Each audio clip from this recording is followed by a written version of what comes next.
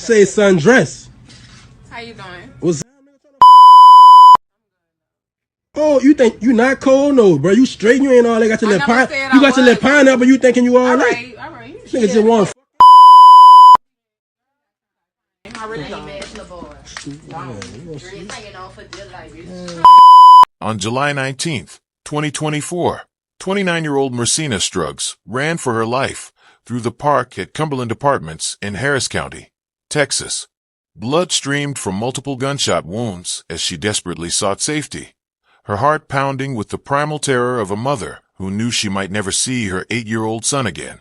Behind her, Nicholas Finley pursued with deadly intent, his gun raised and ready to fire again.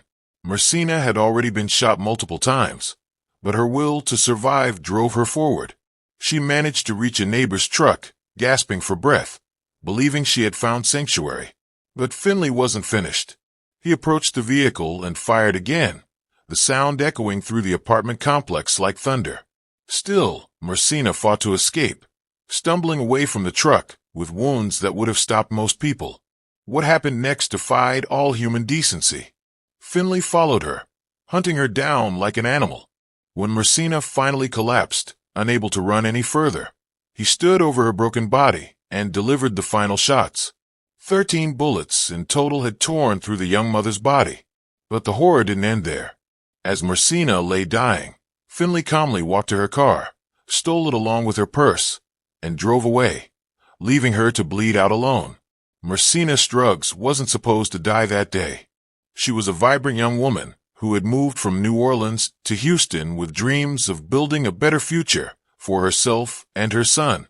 Born and raised in the heart of Louisiana, Mercina was the youngest child of Tony and Sal Amato, a family known for their warmth and tight-knit bonds. Her infectious laughter could light up any room, and her boundless energy made her the center of every family gathering.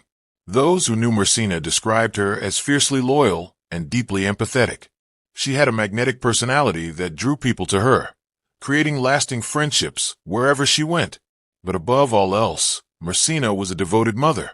Her 8-year-old son was her entire world, and every decision she made revolved around giving him the best possible life. She worked tirelessly to provide for him, instilling values of kindness and resilience that she hoped would guide him through life. The move to Houston represented hope and new beginnings. Mercina believed that Texas would offer opportunities that New Orleans couldn't provide. She wanted her son to have every chance at happiness and success, even if it meant leaving behind the familiar comfort of her hometown. Her family supported her decision, knowing that Mercina's determination and love for her child would see her through any challenge. She was building something beautiful in Houston, creating a safe haven for her son while pursuing her own dreams. Mercina had so much life left to live, so many memories yet to make with her child. Before we continue with this devastating story, I need you to do something for me. If you're watching this and you feel that chill running down your spine, if you're already thinking this is going to be one of those cases that stays with you long after the video ends, then hit that subscribe button right now, because what you're about to hear will shake you to your core. This isn't just another true crime story. This is a mother's final moments, a community's nightmare, and a stark reminder of how quickly evil can destroy everything good in this world. The details of what Nicholas Finley did to Mercina will leave you questioning how someone can be so heartless, so calculated in their cruelty. I want you to comment below and tell me where you're watching from, because stories like this happen everywhere, and we need to talk about them. We need to understand the warning signs, the red flags, and most importantly, how we can protect ourselves and the people we love. So subscribe, because this story is just getting started, and trust me, you won't want to miss what comes next.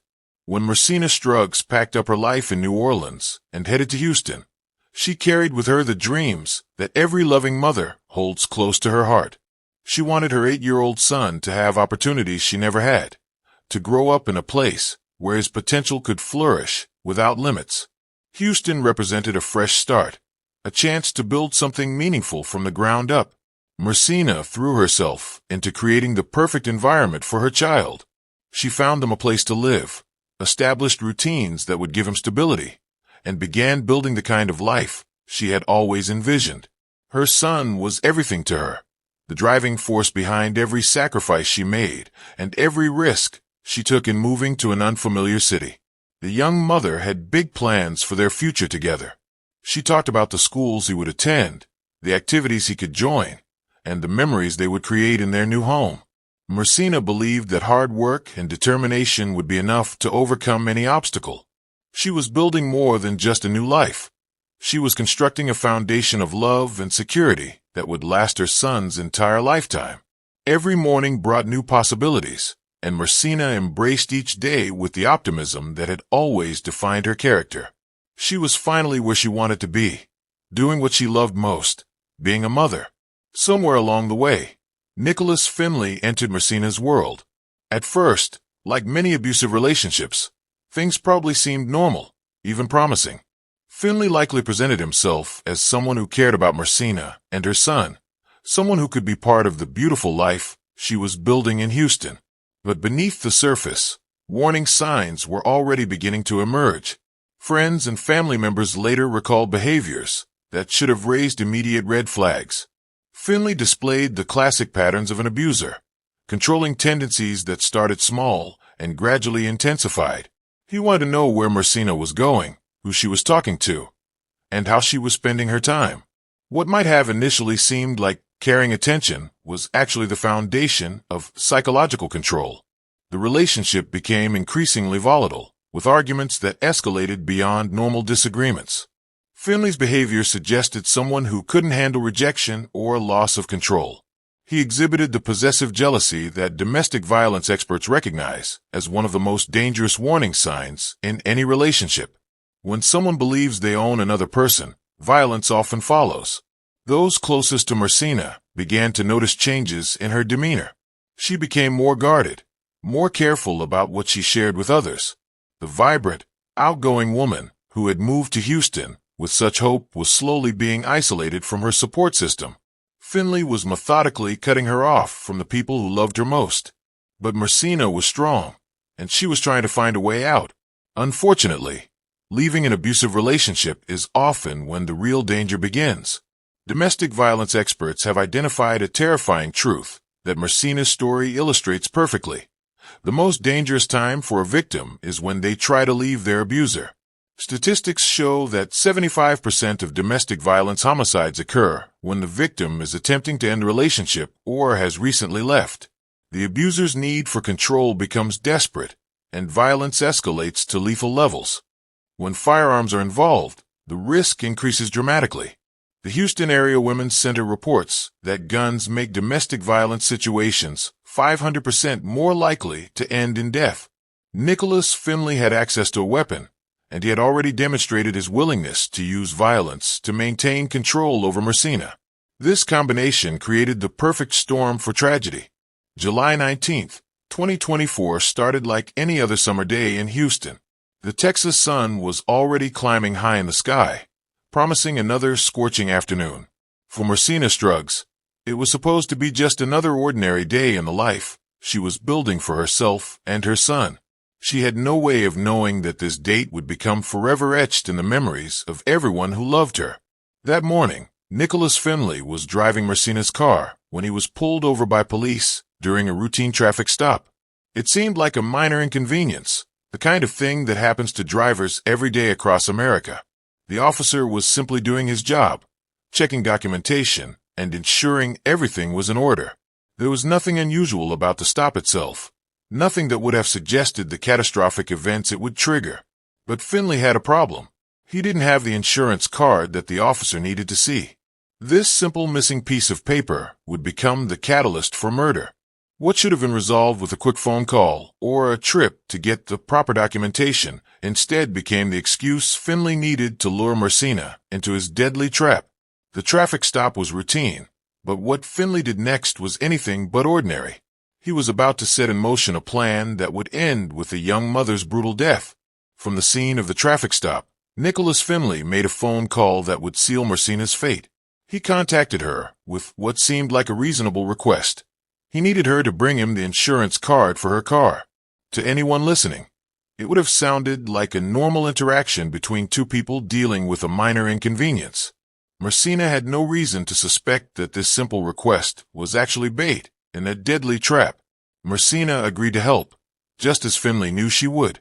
Despite their troubled relationship, she was still the kind of person who would respond to someone in need. She gathered the insurance documentation and prepared to meet him, probably thinking this would be a quick exchange that would resolve the traffic stop situation. What Mercina didn't realize was that Finley was already planning something far more devastating than the simple document exchange. He had chosen the location carefully, timing everything to ensure maximum vulnerability. The insurance card was just an excuse, a way to get her exactly where he wanted her. Mercina left her home that day believing she was helping someone out of a jam. Instead, she was walking directly into the most dangerous situation of her life. Finley's request seemed innocent enough, but it was actually the first move in a calculated plan to commit murder. Mercina didn't go alone to meet Finley. She brought her roommate with her, a decision that likely saved at least one life that day.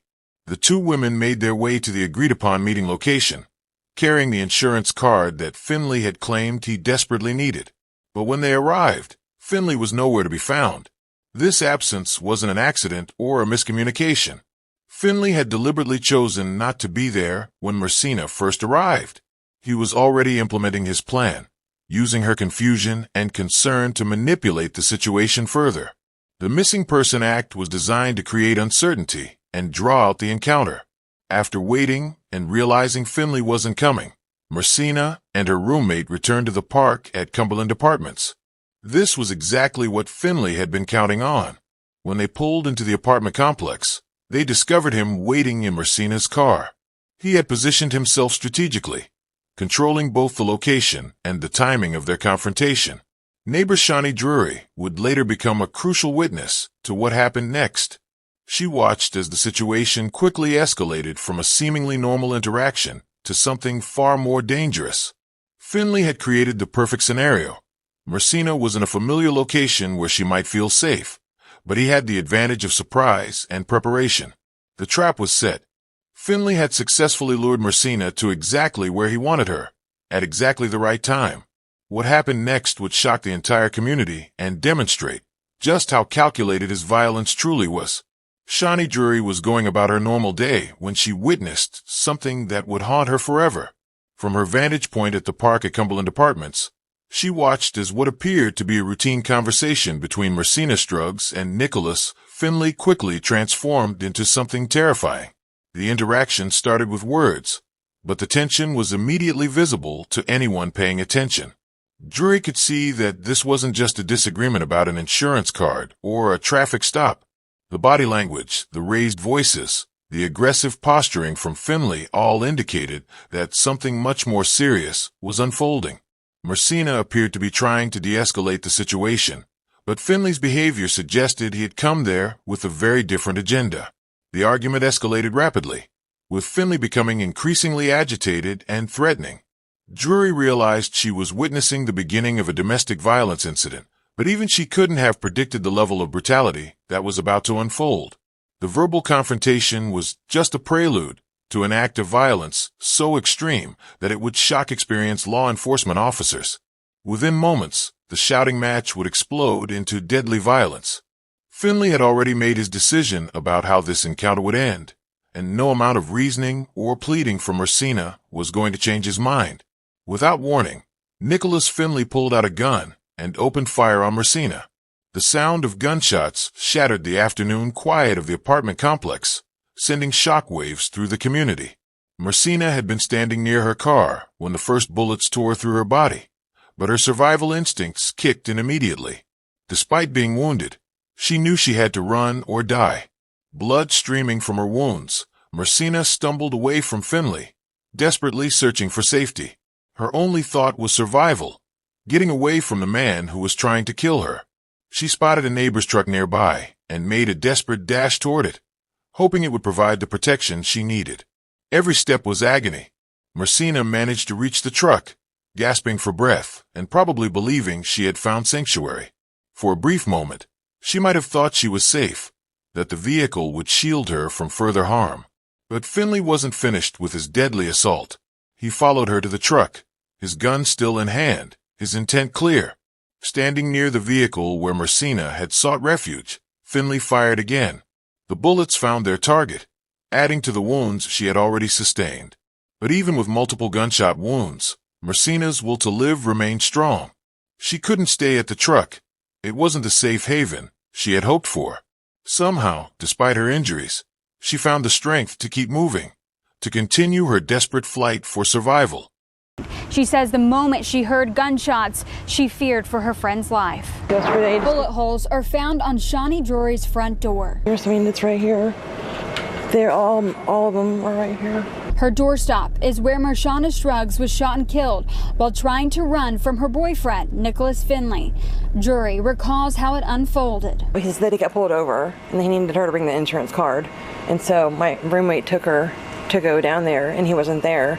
So when they came back, he was sitting right here in her car. And she jumped out and had a confrontation with him. And he shot her a couple times. My boyfriend pushed me back in the house, and we just went in the bathroom, and I just had my hands over my head, and it was so loud. I thought he was coming in the house because he kept saying he was going to kill everybody in the house.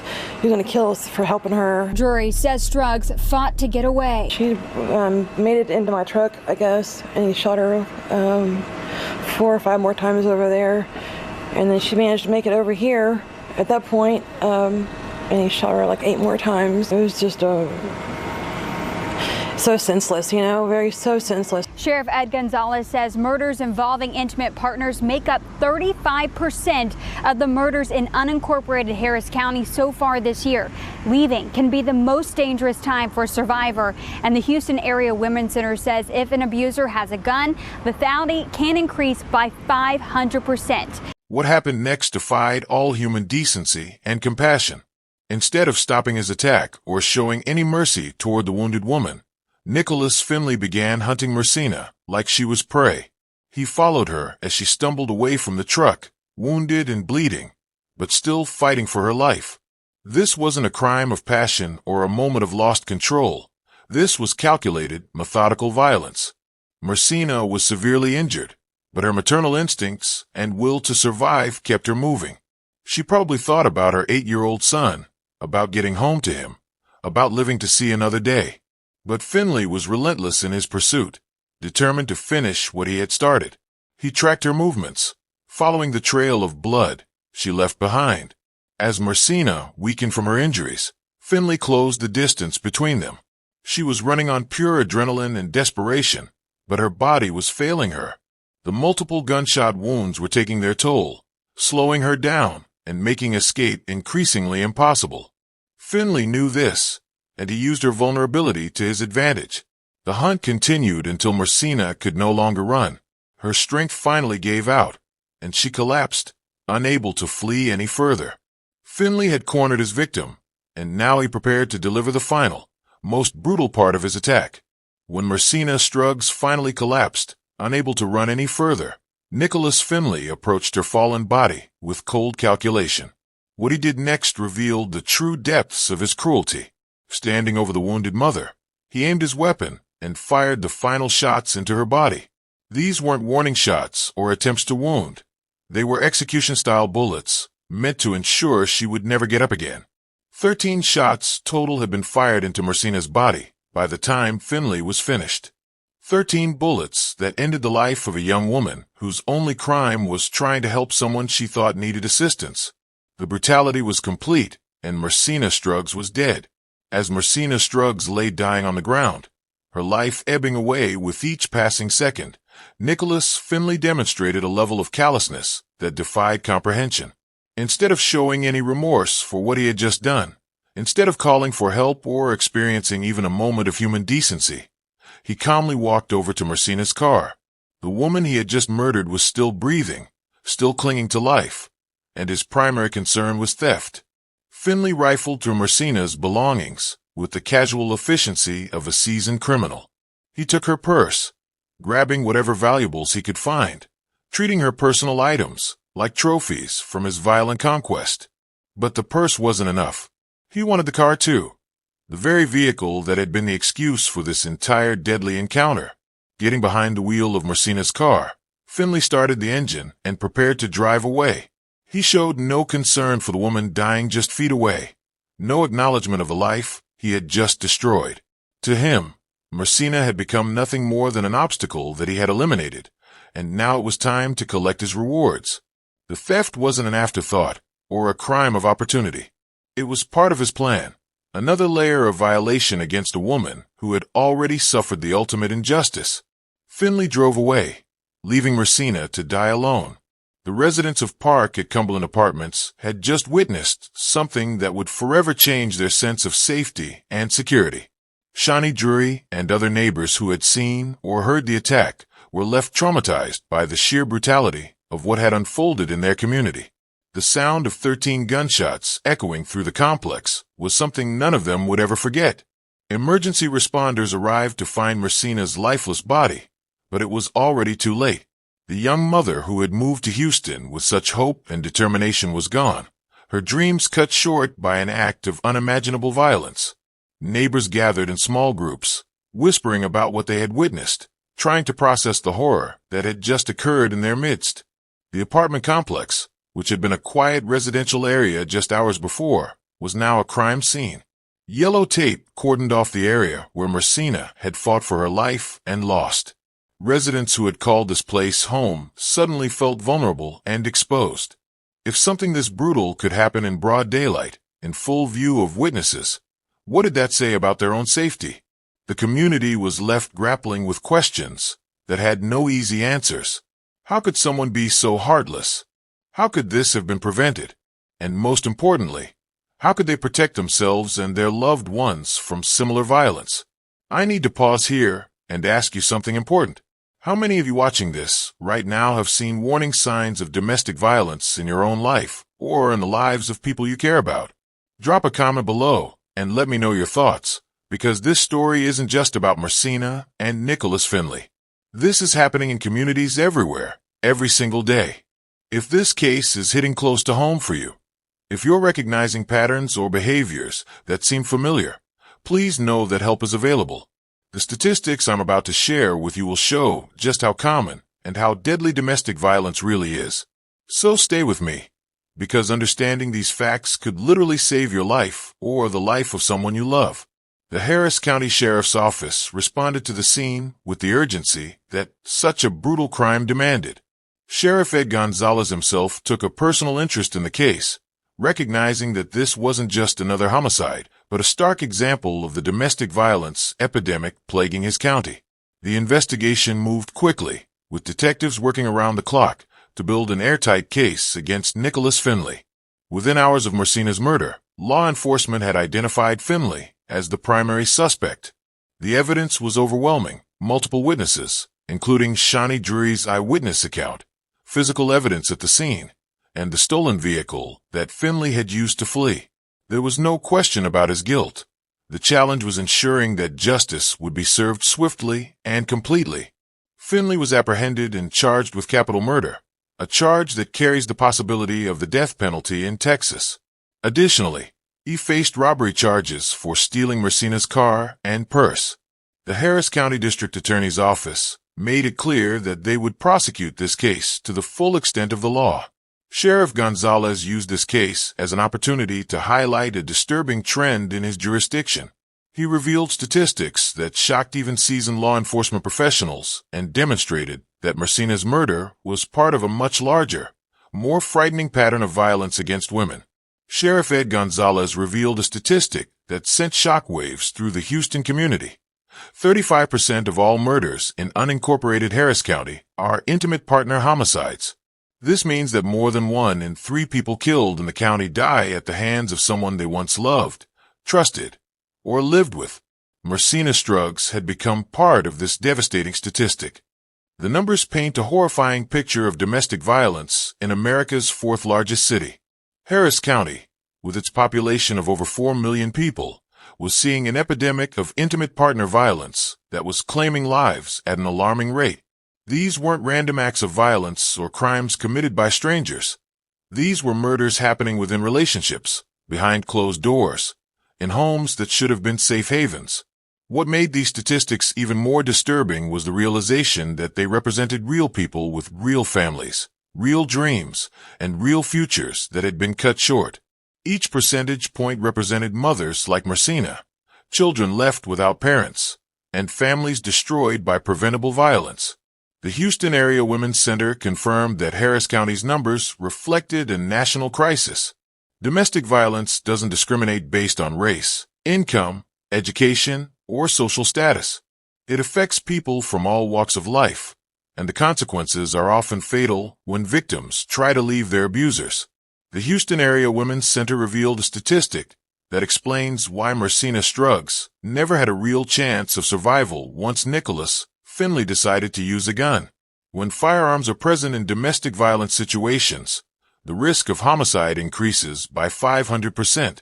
This means that women in abusive relationships are 5 times more likely to die when their abuser has access to a weapon. This statistic transforms domestic violence from dangerous situations into death sentences. A slap becomes a shooting. A threat becomes a murder. The presence of a gun escalates every argument, every moment of anger, every loss of control into a potentially fatal encounter. Finley didn't just happen to have a weapon. He brought it with the intention of using it, and that decision sealed Mercina's fate. Research consistently shows that abusers who have access to firearms are more likely to kill their victims, and they're more likely to kill them in public places, where witnesses are present. The gun gives them a sense of power and control that emboldens them to commit acts they might not attempt with other weapons. For Mercina, facing an armed abuser meant that her chances of survival were virtually non-existent. The 13 shots fired into her body weren't just bullets. They were the statistical inevitability of domestic violence, combined with easy access to deadly weapons.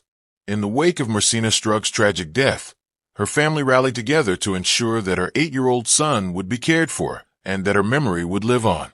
Her sister, Kimani Struggs, launched a GoFundMe campaign to help cover funeral expenses and provide support for Mercina's surviving child.